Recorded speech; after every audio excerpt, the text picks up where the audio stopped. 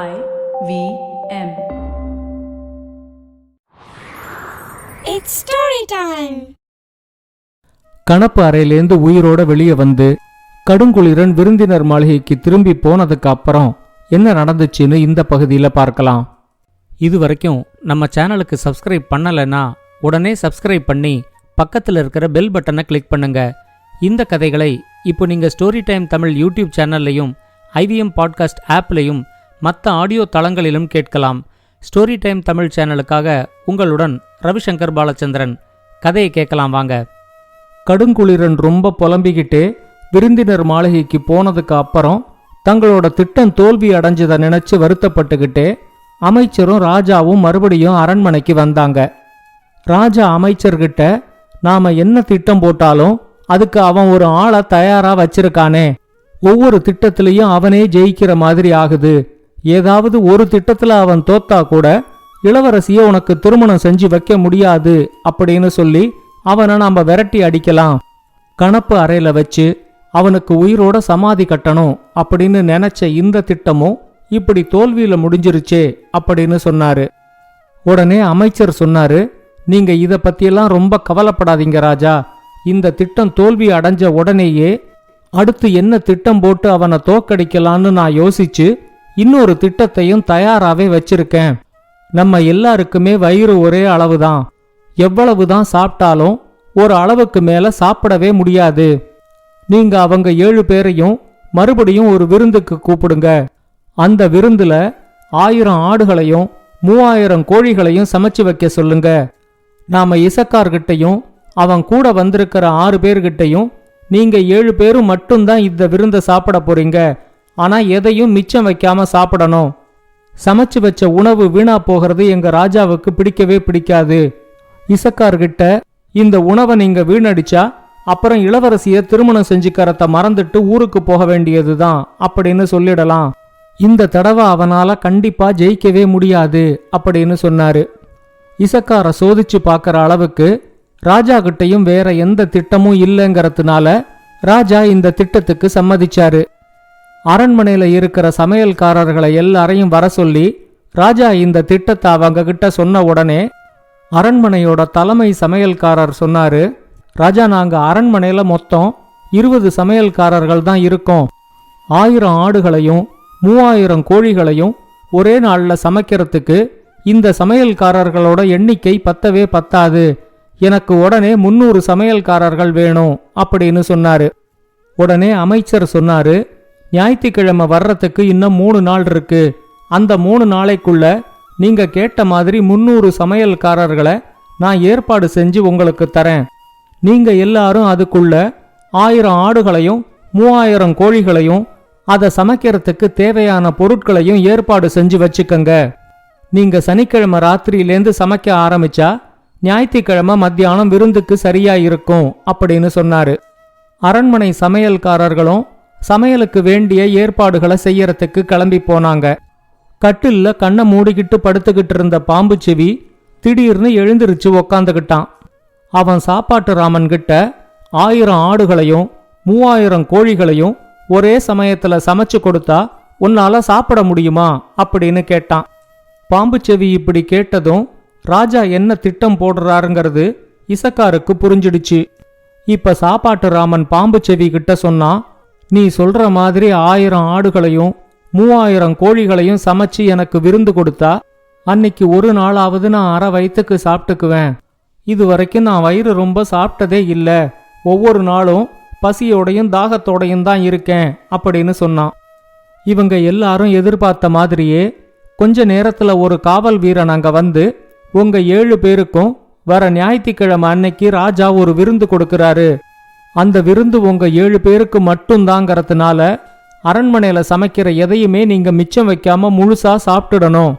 அப்படி ஒருவேளை உங்களால சாப்பிட முடியலன்னா அன்னைக்கு சாயந்தரத்துக்குள்ள நீங்க எல்லாருமே இந்த நாட்டை விட்டு வெளியே போயிடணும். இது ராஜாவோட உத்தரவு அப்படின்னு சொன்னான். சனிக்கிழமை ராத்திரியிலேந்து அரண்மனை ரொம்ப பரபரப்பாயிடுச்சு. அரண்மனையில இருக்கிற சமையல் கூடம் பத்தாதுங்கிறதுனால அரண்மனைக்கு பின்னாடி இருந்த பெரிய மைதானத்துல சமையலுக்கான ஏற்பாடுகள் நடந்துகிட்டு இருந்துச்சு.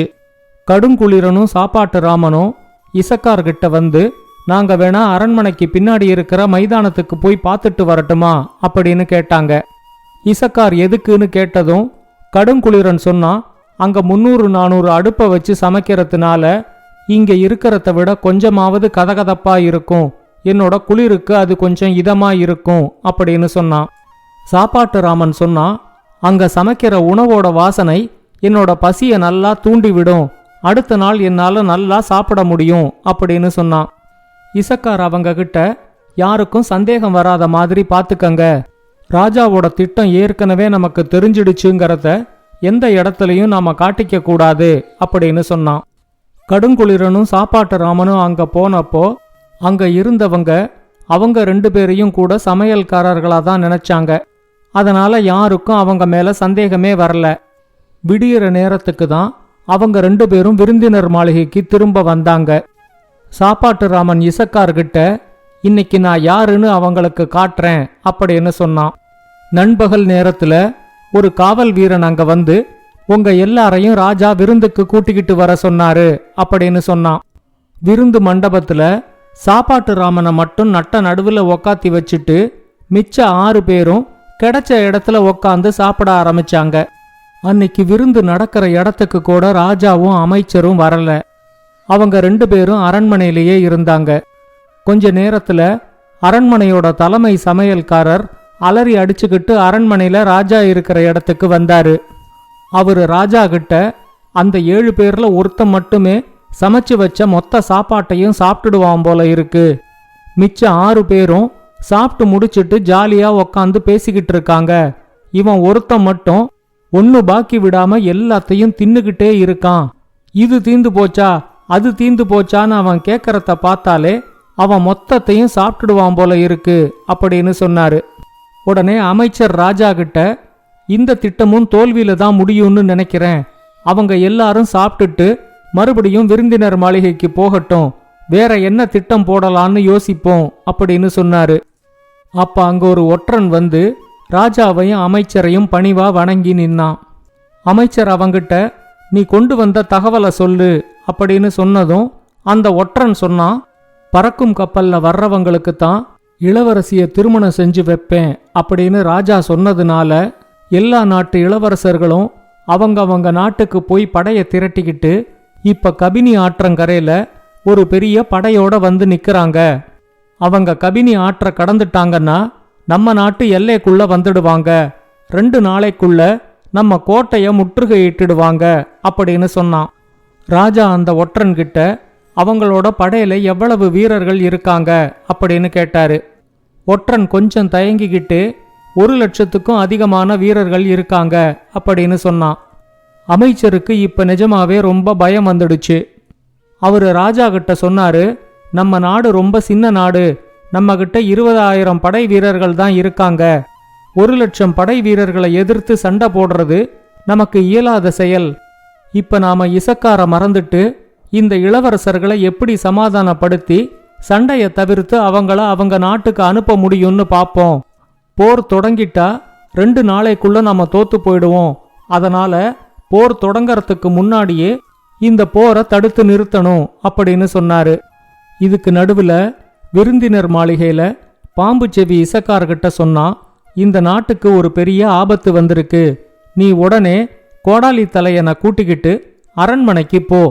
ராஜாவோட அனுமதியோட இன்னைக்கு சாயந்தரம் பொழுது இருட்டுறதுக்குள்ள கபினி ஆத்தங்கரைக்கு நீயும் கோடாலி தலையனும் போய் சேர்ந்துடுங்க. கபினி ஆற்றங்கரையில எல்லா இளவரசர்களும் என்ன பேசிக்கிட்டாங்கன்னு இப்பதான் நான் கேட்டேன்.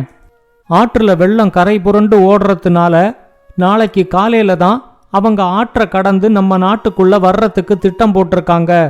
அந்த இளவரசர்கள் நாளைக்கு காலையில தூங்கி எழுந்திருக்கிறதுக்குள்ள கபினி ஆற்றங்கரையில நம்ம பக்கம் 3,00,000 வீரர்கள் இருக்கிற மாதிரி ஏற்பாடு செஞ்சுக்கங்க. போர் எதுவும் நடக்காம அந்த இளவரசர்களை மட்டும் சரணடைய வச்சு ராஜா கிட்ட கூட்டிக்கிட்டு போங்க. அப்புறம் ராஜா என்ன செய்யறாருங்கிறத மட்டும் பாருங்க அப்படின்னு சொன்னான். பாம்பு செவி சொன்ன மாதிரியே இசக்கார் கோடாலி தலையனை கூட்டிக்கிட்டு அரண்மனைக்கு போனான். ராஜாவும் அமைச்சரும் ரொம்ப கவலையா இருக்கிறத பார்த்ததும், இந்த நாட்டுக்கு ஒரு பெரிய ஆபத்து வந்திருக்குங்கிறது எனக்கு தெரியும், கபினி ஆற்றங்கரைக்கு போகிறதுக்கு எனக்கு அனுமதி கொடுங்க, நாளைக்கு காலையில நான் வெற்றி செய்தியோட திரும்ப வரேன் அப்படின்னு சொன்னான். ராஜா எழுந்திருச்சு இசக்காரோட 2 கைகளையும் பிடிச்சுக்கிட்டு, நான் இதுவரைக்கும் உனக்கு வச்ச எந்த தேர்வுலையும் நீ தோத்து போனதே இல்ல. இப்ப இந்த நாட்டோட பாதுகாப்பையே நான் உன் கையில ஒப்படைக்கிறேன். எப்படியாவது இந்த போர் நடக்காம பாத்துக்கோ அப்படின்னு சொன்னாரு. இசக்காரும் கோடாலி தலையனும் கபினி ஆற்றங்கரைக்கு வரும்போது கோடாலி தலையன் சொன்னா, 3 லட்சம் வீரர்களை உருவாக்குறதுக்கு என்னோட விறக 300 தடவை தான் தரையில தட்டணும். ராத்திரி 10 மணிக்கு வேலையை ஆரம்பிச்சா கூட 12 மணிக்குள்ள முடிச்சிடுவேன். காலையில எல்லா இளவரசர்களையும் கைது செஞ்சு ராஜஸ்மிதன் முன்னாடி கொண்டு நிறுத்திடுவோம். அவங்க எல்லார்கிட்டையும் விதர்ப நாட்டுக்கு கட்டுப்பட்டு சிற்றரசர்களா இருக்கணும் அப்படின்னு ஒப்பந்தத்துல கையெழுத்து வாங்கிக்கிட்டு அவங்கள அவங்க நாட்டுக்கு அனுப்பி விட்டுடுவோம். இந்த 3 லட்சம் படை வீரர்களோட நம்ம நாடு இப்போ ஒரு பெரிய நாடாயிடும் அப்படின்னு சொன்னான். கபினி ஆற்றங்கரையில எல்லாரும் நல்லா தூங்கிக்கிட்டு இருக்கும்போது கோடாலி தலையன் மட்டும் முழிச்சிருந்து விறகால தரையில தட்டிக்கிட்டே இருந்தான். அதுல வர்ற எல்லா வீரர்களையும் இசக்கார் அணிவகுப்புல கொண்டு நிறுத்திக்கிட்டு இருந்தான்.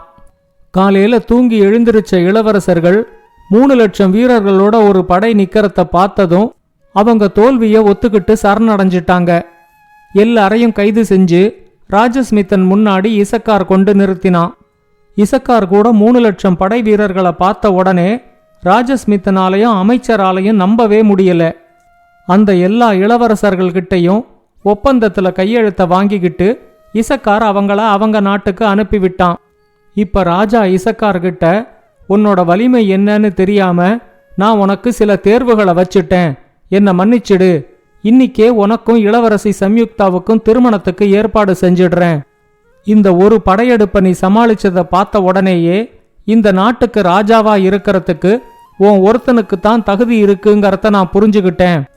அதனால திருமணம் முடிஞ்ச உடனே நீ இந்த நாட்டுக்கு ராஜா ஆயிடு. நானும் அமைச்சரும் ஓய்வெடுத்துக்கிட்டு பல நாடுகளை சுத்தி வரலான்னு இருக்கோம் அப்படின்னு சொன்னாரு. அன்னிக்கே இசக்காருக்கும் இளவரசி சம்யுக்தாவுக்கும் திருமணம் நடந்துச்சு. எல்லா இளவரசர்களும் ஒப்பந்தத்துல கையெழுத்து போட்டுட்டதுனால இப்ப இசக்கார் விதர்ப நாட்டுக்கு சக்கரவர்த்தியா பதவி ஏத்துக்கிட்டான். ராஜாவும் அமைச்சரும் பல நாடுகளை சுத்தி பார்த்துட்டு வர்றதுக்காக இசக்கார்கிட்ட விடை பெற்றுக்கிட்டு கிளம்பினாங்க. இசக்காரோட 6 நண்பர்களும் கடைசி வரைக்கும் அவனுக்கு துணையா இருந்து அவன் நாட்டை நல்லபடியா நிர்வாகம் செய்யறதுக்கு உதவி செஞ்சாங்க. இந்த கதையை பத்தின உங்களோட கருத்துக்களை ஸ்டோரி டைம் தமிழ் யூடியூப் சேனல்லையும் பாட்காஸ்ட்லையும் பின்னூட்டத்தில் கமெண்ட்ஸா பதிவு பண்ணுங்க. இது மாதிரி பல பாட்காஸ்டுகளை கேட்க ivmpodcast.com இணையதளத்துக்கு வாங்க, இல்ல IVM பாட்காஸ்ட் ஆப்பை டவுன்லோட் பண்ணுங்க. இந்த கதை உங்களுக்கு பிடிச்சிருந்தா லைக் பண்ணுங்க, கமெண்ட் பண்ணுங்க, ஷேர் பண்ணுங்க. மறக்காம ஸ்டோரி டைம் தமிழ் சேனலை சப்ஸ்கிரைப் பண்ணுங்க. அப்படியே பக்கத்துல இருக்க அந்த பெல் ஐகானை கிளிக் பண்ணுங்க.